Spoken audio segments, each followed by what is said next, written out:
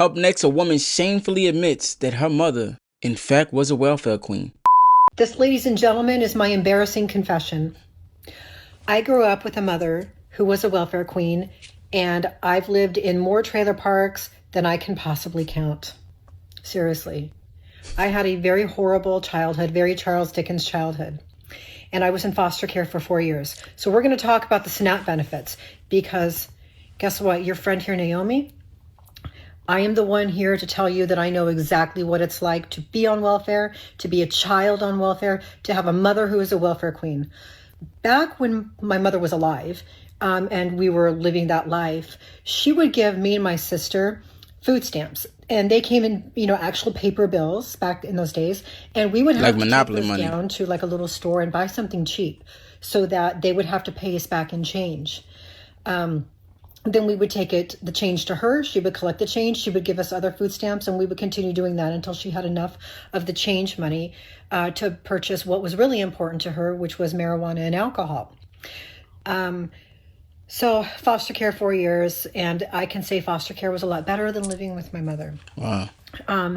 We're going to tie this into the SNAP benefits, and I know that there are many people in this world who are truly innocent and genuinely do need those benefits. People who will have a car accident or a sudden medical incident or a real handicap or maybe an autism at such a level that they're not really capable of functioning in society. We have a lot of people with autism. We have a lot of people who are elderly. I'm looking at those people saying, yes, I think that we should be very generous with them because they are the weakest ones. But we can't be naive about the other half. We can't be naive about the people like my mother. People like that do exist. And I'm here to tell you, I have seen it with my own two eyes. It is real. And what is really happening with these individuals is they have a slave mentality. Welfare recipients, people who are talking about society's duty to feed their children, people who also think that others have a duty to work and to be forced to give the fruits of their labor to other people. They don't have that duty. Right. They don't have that duty. To but earn welfare breeds a slave mentality. It breeds people who do become dependent and who also evolve a sense of freaking entitlement. Yeah. When you have to do things on your own, that sense of entitlement kind of goes away. Yeah, you appreciate it. You really have to work and have to earn it.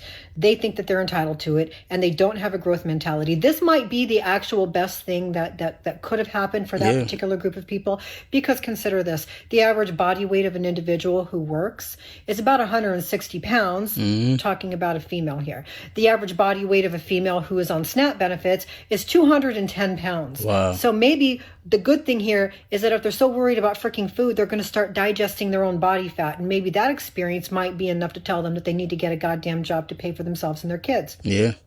Okay, but why are you even having children that you cannot afford to take care of? Exactly. Why? Why would somebody do that? So again, I'm not talking about the people who just need emergency help. I'm not talking about the people who are genuinely innocent. I'm talking about the ones who have the sense of goddamn entitlement. And then all the others, the virtue signalers, the ones who are out there to show us how evolved they are by defending the poor children on the SNAP benefits. Come on, wake up. This is probably one of the best things that could have happened to them, because now they're not getting those benefits. What are they going to have to do? Yeah, they're going to have to start thinking. And there are many ways of making money that are legal and right. You just have to be a creative thinker and have something called a growth mindset. Yes. Yeah. And most importantly, understand that no one has a duty to pay your way for anything. Nobody. And everything should be earned. Nothing should be free. A lot of people only think in the now, so their reaction in the now is to feel this urge to be very hyperbolic of the effects of things happening. But we have to understand that there is no answer to people who are on SNAP, no matter the ethnicity, no matter the demographic, to develop a growth mindset without the rug being pulled from underneath them. I completely agree with everything she just said.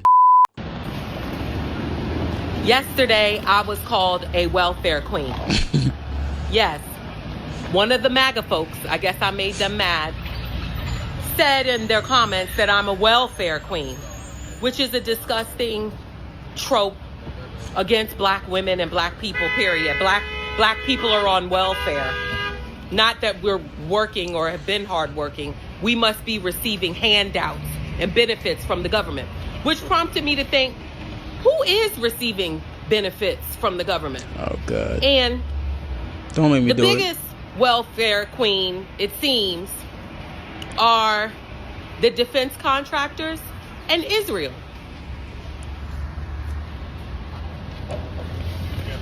Yeah. Billions and billions and billions of dollars go towards defense. Thank God they have an enemy. Oh, praise the Lord that they have an enemy for all this money. All this taxpayer money is going there. Ma'am, you do understand that the time to fund the defense isn't when we are under attack. The time to fund defense will be prior to that. And so without having great defense, you won't be able to exist as the American citizen that you are today that can talk this shit on TikTok. That defense budget is the first layer, the strongest layer from you and the rest of the world. I just hope you understand that. So that's not welfare, but go ahead. I'm gonna let you keep going. For jets and missiles and bombs, billions and billions of dollars. And I thought to myself, what could the American people use billions of dollars for? Well, certainly to uplift our own people with better housing, education, healthcare, and billions of dollars to go towards green initiatives to save the earth. Because remember that? The earth is boiling. Climate change is a hoax. Are we still denying that the climate it's a hoax. Is a problem? Are we denying that? Yeah, we're denying it. Have we ignored that? Mm-hmm. The climate? Yeah, totally. And the same people that want to say, oh, that person is a welfare queen and this and that. They're the same people, because it's a sad ideology. These are the same people that want to say, oh, Western civilization built up the world. And you know, look at us in Greece and Rome. We're civilization and look what we did for the world. Well, the same people that quote unquote built up the world are going to be the same ones responsible for destroying it. Yeah. Let's talk about it. You mean the human race? Destroying the earth. Who's destroying the earth? Well, certainly dropping bombs can't help. Creating plastics can't help. Creating these data centers that's using up all the damn water and the resources can't help. So let's really think about what we say before we get in people's comments talking reckless. Because guess what, baby boo? I'ma clap back and it's gonna sting. Kiss my sunshine. This is a clear indication of a hit dog hollering, because she most definitely is a welfare queen. Just on the title, baby. Like I'm telling you, there ain't nothing wrong with it. I mean, yeah, but if you're. I watched a little bit of this in the beginning. I didn't watch the whole thing, but I must commend her on her accountability. I just want to start off by saying that. Chef's kiss. And while we're on the topic of welfare queens, I want to introduce you to one. Hi, my name is Ash. At 19 years old, I got every piece of government assistance I could because I was pregnant with a baby. I was rebellious, refusing to follow my parents' advice and rules, so I had to figure out how I was going to take care of me and this baby. I got every piece of government assistance that was available to me. I went through social services so I could get deposits for my apartment and get my lights cut on because I had to move. I got SNAP. I got Families First, which is the cash benefit. I had daycare vouchers, Section 8. I got 10 Care. I got everything. Because I was going to make my life as easy as possible while I went to college full time and built my clientele because I already had a trade. I was a licensed hairstylist, but I had not started building that business and building my clients so I could actually make some money. So while I was going to college full time, building a business full time, I used every piece of government assistance that I could so I could make sure that me and my baby were not homeless or hungry. Fast forward, by the time my son got into kindergarten, I made too much money for food stamps. I made too much money for child care vouchers, and we were going into kindergarten anyway.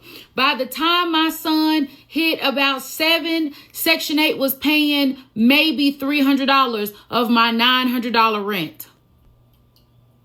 There is nothing wrong with getting assistance because it is a hand up, not a hand out. Right. And for the people that use it to grow themselves, develop themselves, get themselves through hard times, that's what it was created for. For the disabled that cannot work, for the elderly who cannot work, those are the people that y'all are taking benefits from. Yeah. Trying to focus on the very small percentage of people who are not working. And I would just like to let the record show that a large majority of people who get SNAP benefits are of this color in red states. Thank you for listening to my TED Talk. I would like to say that based off of the definition of what I understand a welfare queen to be, she don't fall under that definition. To me, a welfare queen is somebody that pimps the system and has no intentions of ever getting off of welfare and will, for the life of them, do whatever it takes to stay on it. That means not getting a job. Secondly, I gotta correct her on something. Yes, these people are the ones that are mostly on welfare, but when you throw that per capita in there, boy, whew, fuck us up, you heard me? That per capita is a motherfucker. You better be careful with that. That's all I got to say. I really hope that as Americans, we all come together and just stand, I'm gonna try not to cuss, stand up on business this holiday season. Yeah, what you mean? Please, can we please just stand on business?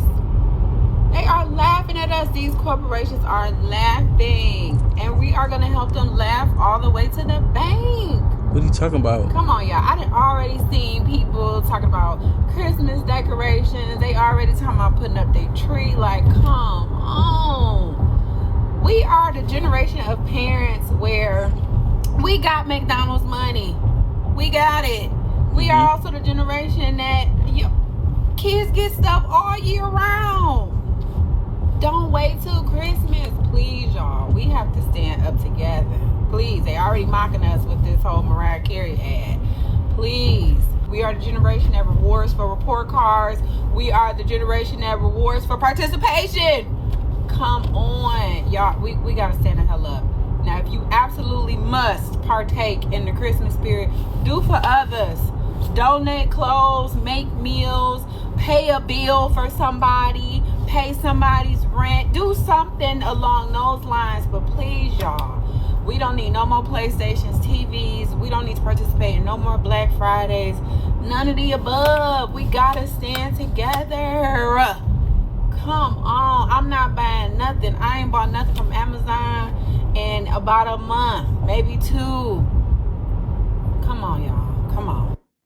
And even here on TikTok, I have literally blocked every ad as repetitive or irrelevant, for one. And anybody trying to sell me anything on TikTok, the minute I see that orange card, I'm blocking you.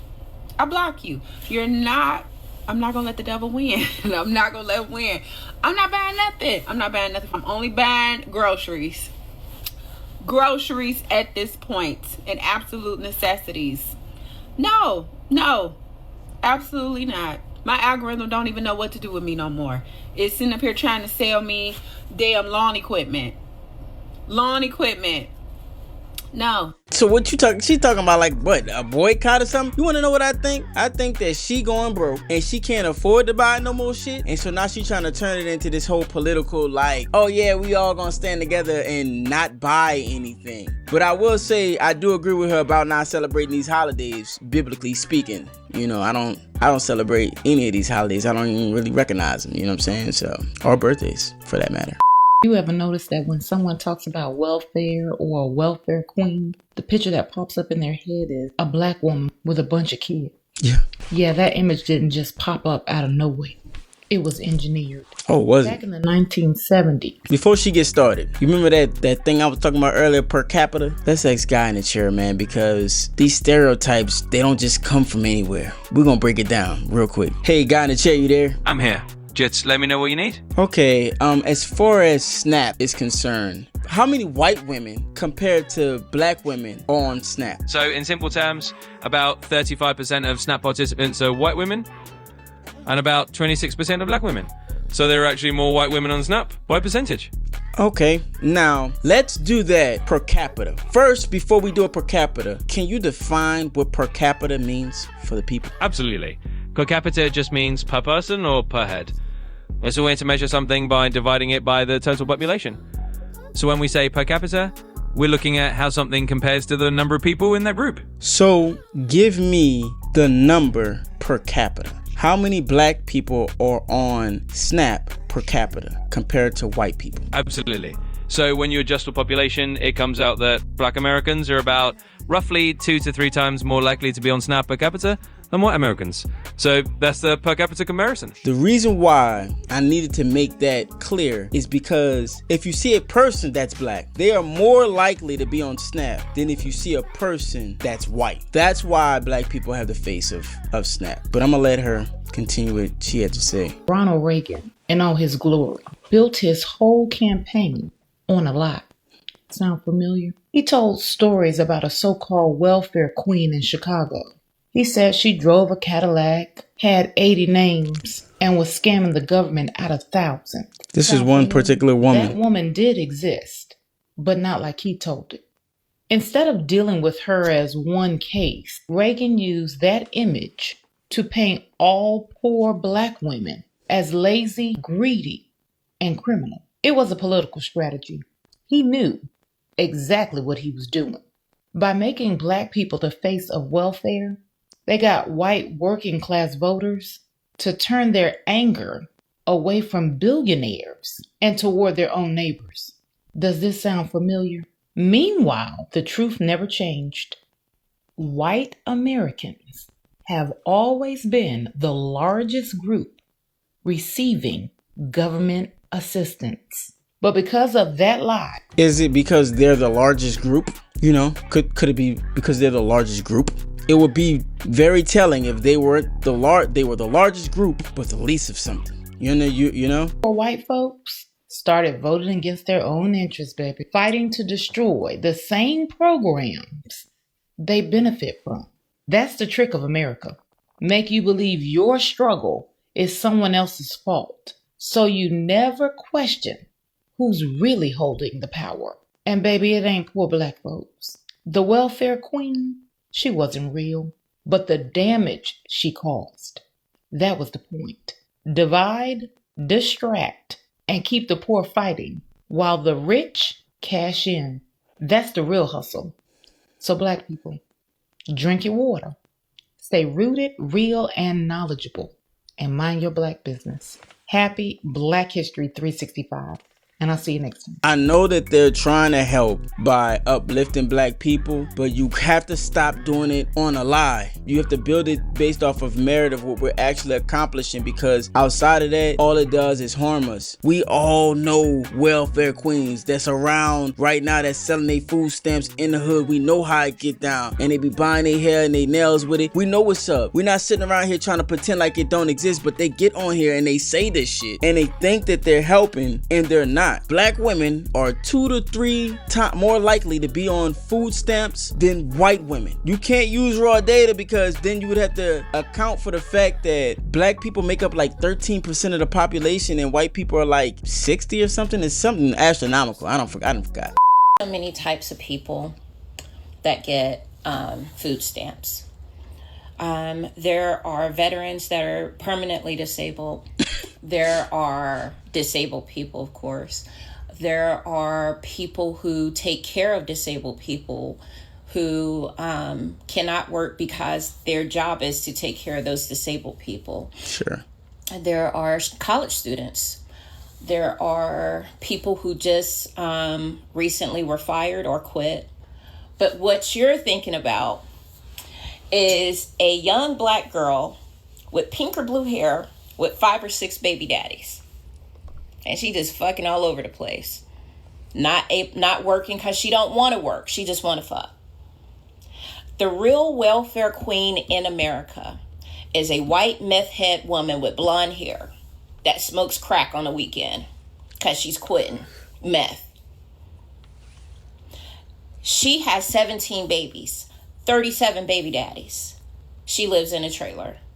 That is the common welfare queen in America. You can't do statistics. You can't per capita. It is the common welfare queen in America. And your thoughts, your racism, your idiocracy is not going to ever change that. She will always be the welfare queen in America. Sure. Okay. You cannot dumb down who gets welfare. Welfare is not a race thing. It is an economic default. The greatest, richest country in the world should have no one in need of welfare except for disabled people. We are turning into France, and that's not good. There are people who need welfare and never get it, and those people usually look like me. I would never be able to get welfare. They would look at me and be like, what do you need welfare for?